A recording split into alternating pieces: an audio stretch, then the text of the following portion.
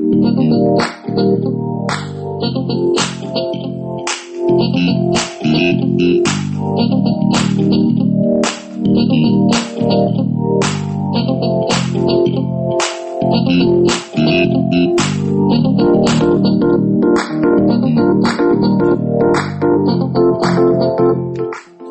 Morgen, good morning. How are you? Sanibonan. We just woke up here in Cape Town, South Africa, and hope everyone is doing well wherever you find yourself in the world. Welcome to the RH7 Soccer Show. This is your host, Rowan Hendricks, right here. This is just a short podcast, and we are excited. The new website is up.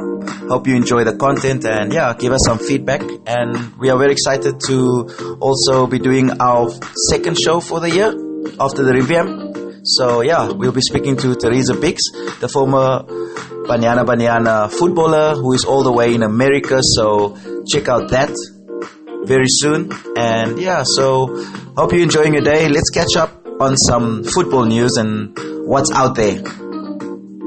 International football dominates the horizon over the next few days, and it's all about trying to qualify for the Euros, a tournament which France are favourites to win at 4-1, of course, coming into this off winning the World Cup. Interesting stuff with Paul Pogba, not about France, but about his future at United, saying, like I've always said, Real Madrid is a dream for anyone. It's one of the biggest clubs in the world. There is also Zidane as a coach, and it's a dream for anybody who likes football. For now, I'm at Manchester. We don't know what the future holds. I'm in Manchester, and I'm happy. Frank, why is he saying this?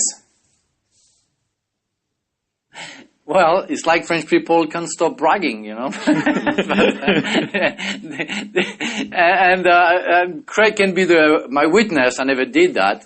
No, Craig, don't say anything. The thing is you have to think of the consequences of what you say, and what Manchester United fans will think now about Paul Pogba, just saying, okay, I'm in Manchester United, okay, I'm happy, but I'm not achieving anything.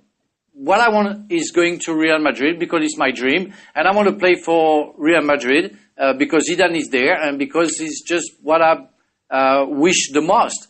But you have to think about the fans, the club who pays you, and make sure you respect them. And that's not the kind of thing that he just did by saying that. I think you have to respect your employers, first and foremost. As Frank said, and whilst he may, and probably does, like a lot of players, dream of going to Real Madrid or one of the big, real European big boys, particularly the Spanish two, you just got to be cute with your answer. Just say, listen, you know, I'm at Man United at the moment. Let's see what happens down the line. Hopefully, we'll turn that around there. But you've got to respect your employer in terms of, you know, they've paid a lot of money for him, they pay him big wages, they expect big performances. They don't expect him to go away with the national team and start talking about potentially going to Real Madrid one day, even if that's what he thinks. He's not a fool. He knows these sort of quotes will grab the headlines, will have us discussing it. Well, you assume, never assume. He's obviously not the brightest if he's coming out with that. You know, you said he's not a fool, but let's be honest. It's the simplest thing in the world to turn around and say, listen, I'm at the biggest club in the world right now, so why would I want to go anywhere else? I mean, it's not difficult. But it's not as clever as you're giving him credit for. As if, you know, maybe he just wants it out there. I'm sure he could give you something. That's not smart though, is it, Craig? I'm going to attempt to side with Paul Pogba a little bit here. Listen, it was only, 3 months ago, he had 1 foot out the door. Let's all be honest. Solskjaer has come in and albeit turned things around very quickly, but we're still not quite sure that Solskjaer, even though we all think so, will be the manager next season, who will be, and exactly what's going to be happening with Manchester United in the very near future. And until you're sure about that, you certainly don't close any doors. But why make it so public? All this can happen in private. You come out and say, I'm a Manchester United player, it's where I want to stay. But your agent can do all this kind of behind the scenes. Listen, you ask a pointed question, you get a pointed answer. That's my interpretation of why. But how often do you see, let's take a parallel here. What if Harry Kane, who is, without doubt, I think, one of the leading strikers in the world, and we know Tottenham are not going to win the Premier League, what if he pitches up at an England camp every time that there's a squad and said, well, Barcelona's round the corner, or Bayern Munich, or what if Raheem Sterling, one of the informed players, said, well, I've been linked with Real Madrid recently, actually, and I'm quite happy with that. That's great. These guys don't, I'm not saying they're perfect, but they don't, in general, pitch up and throw the cat among the pigeons by talking about that, because they answer it properly in the main. We would be caning Harry Kane if he said that. No question. Wait, well, look at Mbappe. He was asked about, and he said, next season I'm at PSG. That is it. End of discussion. I mean, it's just foolish. If any player thinks that them turning around and saying that I love the club I'm at and that's where my future is, if they think that's going to change anything down the line with a club like Real Madrid or Barcelona, then they are just fools. Because regardless of what comes out of their mouth, if Real Madrid or Barcelona want you, then they'll figure a way out of doing it. Yeah. Really, really surprised. I thought the first reason that I thought that he came back is because his wife was fed up seeing him turning around himself, in the kitchen, not knowing what to do, and he said, "Go train people because I'm fed up seeing you like that." There is I love Zizou, and he did something fantastic to Real Madrid, but the club is going through a new cycle will like PSG, like I said before, that they have to change or sell some players in terms of getting a new squad and maybe start a new cycle. But they're not ready yet. So what's going to happen to Zizou, who called back Marcelo in the first game where Marcelo didn't play anymore? What's going to do with the oldies, and what is expecting to achieve with them? I'm not sure it's going to work.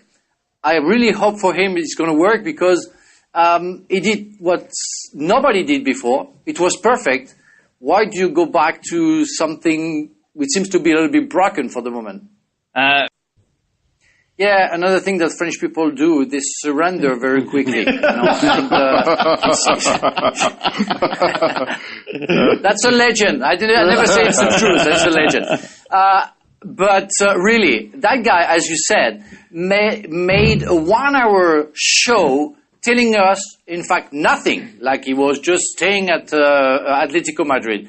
Then just got out of the Champions League and say, I want to leave. Where the chairman asked him to help him to get some new players, like Lemar, for example, from Monaco, to come to Atletico Madrid. And now Antoine wants to leave. Come on, you have to be reasonable. You have a goal. You want to achieve something with Atletico Madrid. You have to be a little bit more persistent if you want, maybe one day, get the growl and get the trophy. But like a week after being out of the Champions League, you want to go to Barca?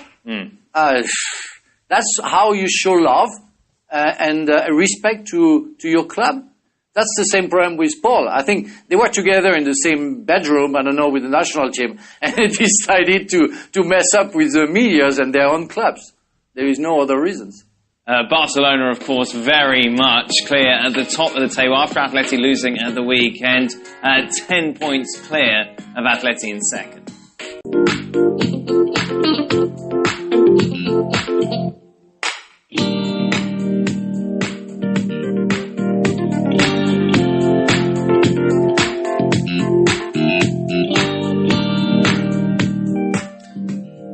Very big thank you to our boys from the ESPN FC for reporting on the story there. That was Frank Leboeuf, the former Chelsea defender, and shedding some light on Paul Pogba's comments and Antoine Griezmann wanting to leave Atletico Madrid maybe. So yeah, hope you enjoyed it.